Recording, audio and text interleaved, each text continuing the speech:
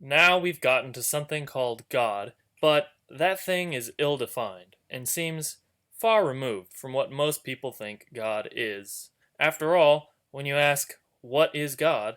The answer, absolutely simple, is gonna be pretty far down on the survey results list.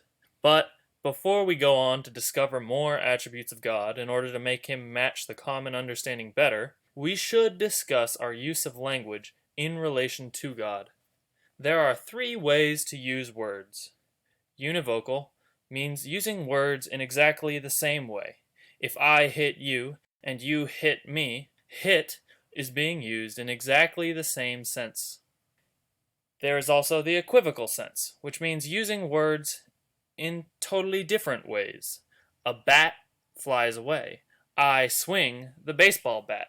Bat is being used here in totally different senses. Then there's the analogical, which means using words in similar ways.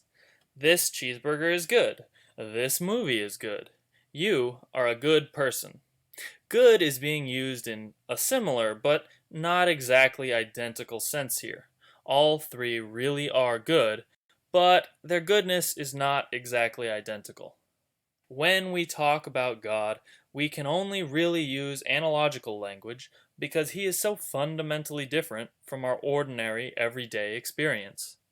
So when we say God is good, we do not and cannot mean he is good in exactly the same way that you or I might be good.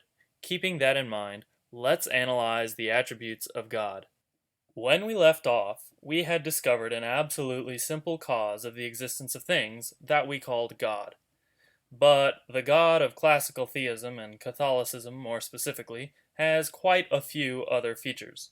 So we can't really say we've proven God exists until we prove that God has these features.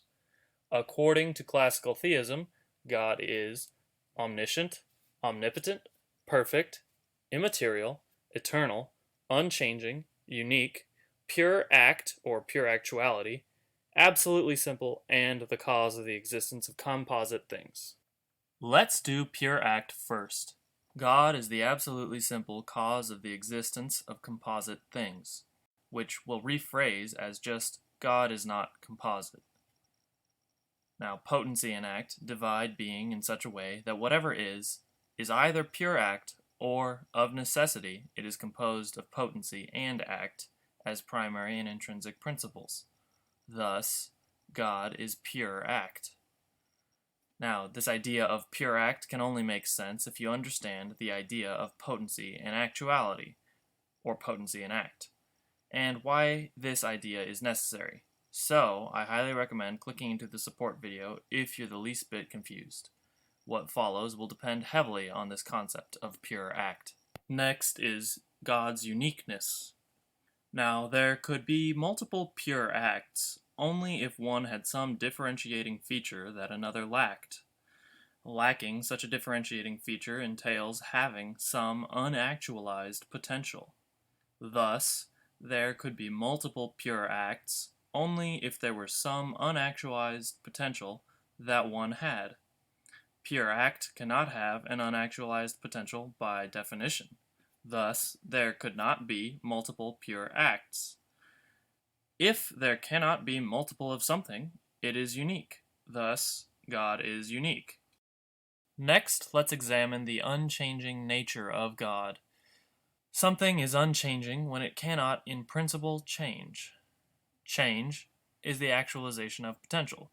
Thus, something is unchanging when it cannot, in principle, have a potential actualized. Now, pure act has no potential to have actualized. Thus, pure act is unchanging. But we know that God is pure act, so we can say that God is unchanging. A thing either exists necessarily or it has a potential for existence which is actualized. Pure act has no potential to actualize, including the potential for existence. Thus, pure act exists necessarily. If something exists necessarily, it cannot fail to exist. Thus, we can say pure act cannot fail to exist. If something cannot fail to exist, it must always have existed and always continue to exist. Thus, pure act must always have existed and always continue to exist. If something must always have existed and always continue to exist, it exists eternally. Thus, pure act exists eternally. God is pure act, so we can say God is eternal. Material things always have the potential to change location. Pure act has no potential to actualize. Thus, pure act is not material. Something that is not material is immaterial. Thus, pure act is immaterial. But since pure act is God, we can say God is immaterial. Something is perfect if there is no part of its nature which it fails to fulfill. A thing fails to fulfill part of its nature if it has some unactualized potential which it should actualize. Thus, something is perfect if there is no unactualized potential which it should actualize. But since pure act has no potentials, thus no unactualized potential which it should actualize, we can say that pure act is perfect. Of course, replace pure act with God, and we say God is perfect. Change is the actualization of potential. Only actual things can actualize potentials, which just means cause change, so we'll say only actual things can cause change. Thus, every change that could occur must be caused by something actual. All things are either pure act or something whose potential for existence is being actualized. Thus, every change that could occur must either be caused by pure act or by something whose potential for existence is being actualized. Now, anything whose potential for existence is being actualized ultimately depends on pure act for its existence, either directly or indirectly. Thus, every change that could occur must either be caused by pure act or by something that ultimately depends on pure act. But if a change is caused by something that ultimately depends on pure act, then pure act is the ultimate cause of that change. So, every change that could occur must ultimately be caused by pure act, either directly or indirectly. But we'll just rephrase this to pure act can cause every change that could occur, since they mean the same thing. A thing is omnipotent if it can cause every change that could occur, which is another way of saying any logically possible change. Thus, pure act is omnipotent. Pure act is God, so God is omnipotent. Nothing can cause what it does not in some way have in itself to give, either immanently or formally.